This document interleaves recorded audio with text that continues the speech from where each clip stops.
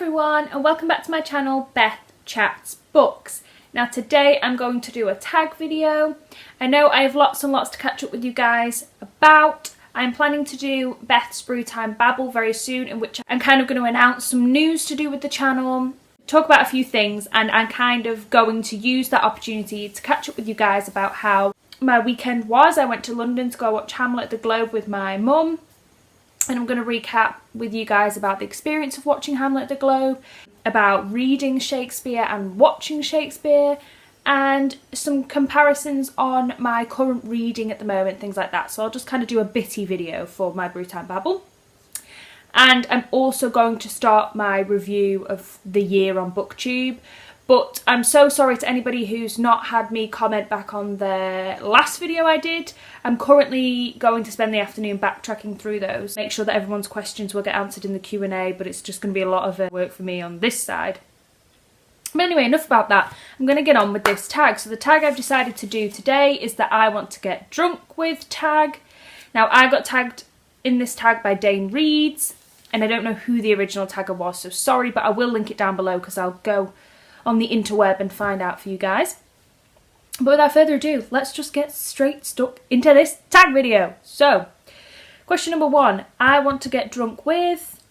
My answer is Margaret Atwood, because she has written some crazy sci-fi books. I really want to get onto Cat's Eye and Elias Grace, however you pronounce that, which a lot of people have really enjoyed. I've read The Handmaid's Tale, and so far that's the only one I've read of hers.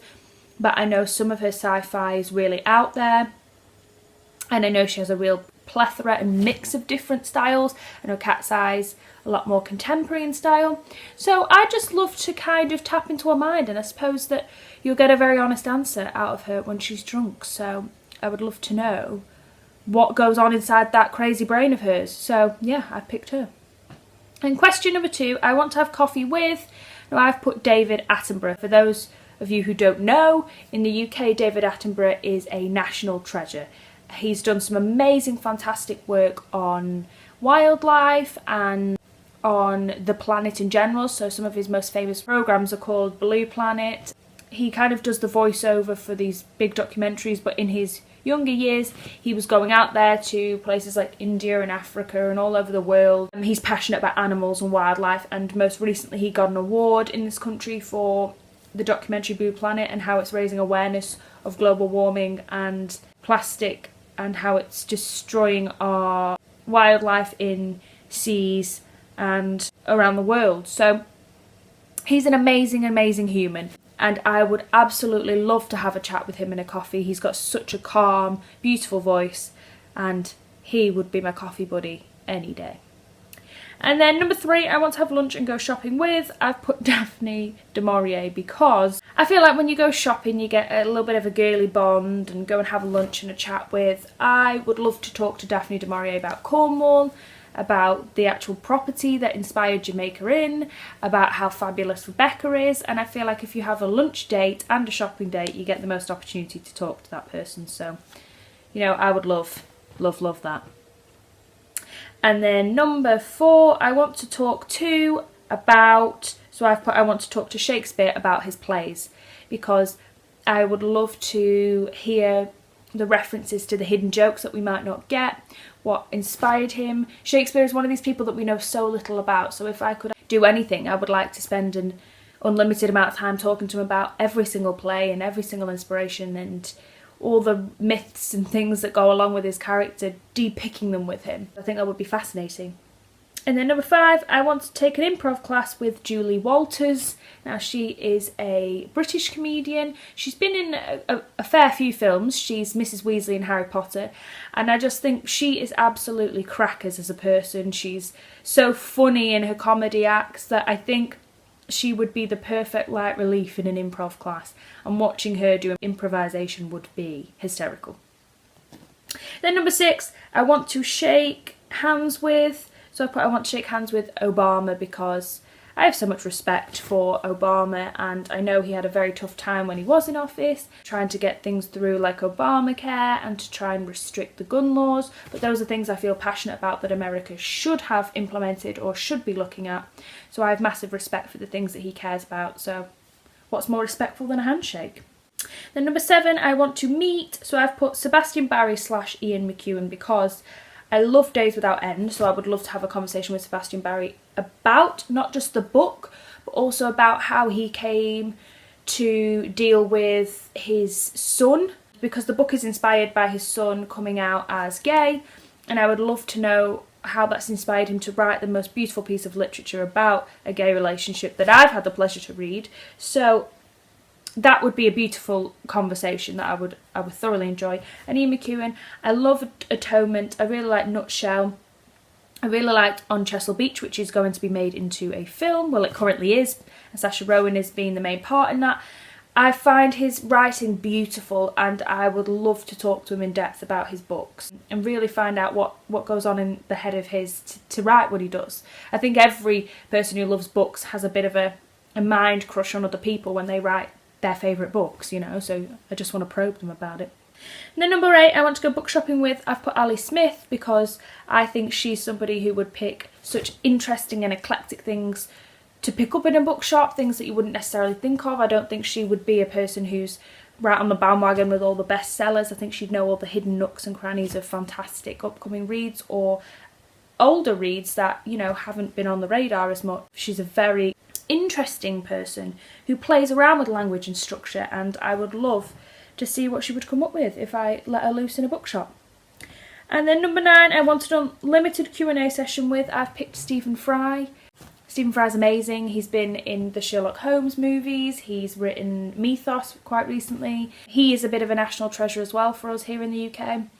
And I think he's such an interesting person. I'd love to hear about how he's coped with his mental conditions, how he's dealt with life as he's aged, how he's dealt with QI and all these other programmes that he's hosted, and just what it's like to be inside his head, because he's a very eccentric character, and I would love to spend unlimited time picking apart that fantastic brain of his.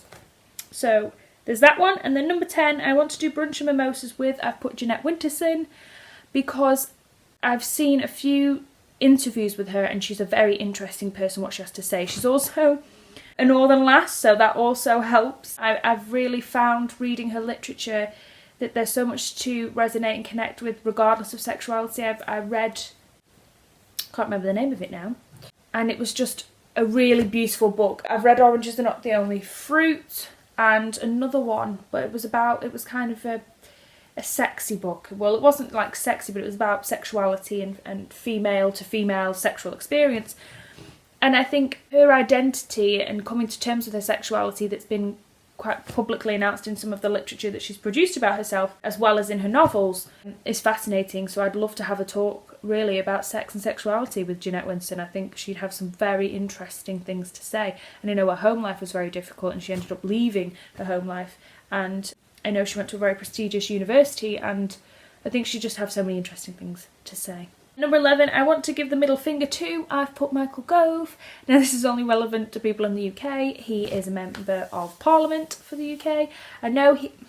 I think he's got a stupid, obscure job now. He used to be the Minister of Education while I was still at school, and he was hideous. He had these grand ideas that American literature shouldn't be on our spectrum. We should be forcing children to read Shakespeare and Dickens at an age where it's quite incomprehensible for some students and inaccessible, which I don't agree with. I think a lot of really fantastic American authors like John Steinbeck have allowed kids to enter into the world of literature and find it a lot more accessible than some hardcore Dickens and Shakespeare. And now he does some other job. I don't really keep up with what he's doing because I'm not interested in him, but he's an absolute arse, to say the least. So yeah, I'd love to just give him the finger. I think a lot of other people would. I think people will come out in sympathy with me for that statement. And then number 12, I want to high five. So I've put Charles Heathcote. I would love to high five you, Charles, because I think your collection, Our Doris and Indisputably Doris, is just fantastic. And I think you're such a great guy and you really need the recognition. And it's so nice to feature someone who's a current author. And I've read their works and I thoroughly enjoyed it, so I had to give you a little insert. And then number 13, I want to tell something, thank you for something. So I put, I want to tell Jeffrey Eugenides thank you for the Virgin Suicides, because I absolutely adore that book. I'm currently reading Lullaby by Layla something. I'm getting really good, like, the Virgin Suicide vibes from it. The atmosphere when you read that book to me was amazing. Some people will find it cold, they won't connect with it, but I kind of like that dark energy of there's a scandal, there's something not quite right and we want to get to the bottom of it without it necessarily being pure horror and gore. It's definitely a thriller, and Lullaby is giving me those same vibes. Both of them, there's some bits in it that are very shocking and explicit and to the point, quite visceral and intense, but there's an energy and a vibe and a kind of a plot there that's really intriguing you at the same time as some of the content is quite sensitive. So that is everything for my tag. Like I mentioned previously at the beginning of this video, I will try and do my Brewtime Babble with a few announcements and get my a year in review up and running. I am going to do some Q&A homework now, rack through my comments and make a list of you all so that it's fair that everybody who has done what I said in my previous video, which is to subscribe to me, to ask me a question and to request a book, I'll go through and make sure all of you are in, so it's very fair when I announce the 3 winners, which I will be doing in July. I'll have to backtrack through my video because I've only recently got back from my weekend away in London and my head's not fully capped back on to business. So thank you guys so much for watching. I'll be back very soon with a brand new video, and I'll see you very soon. Bye now.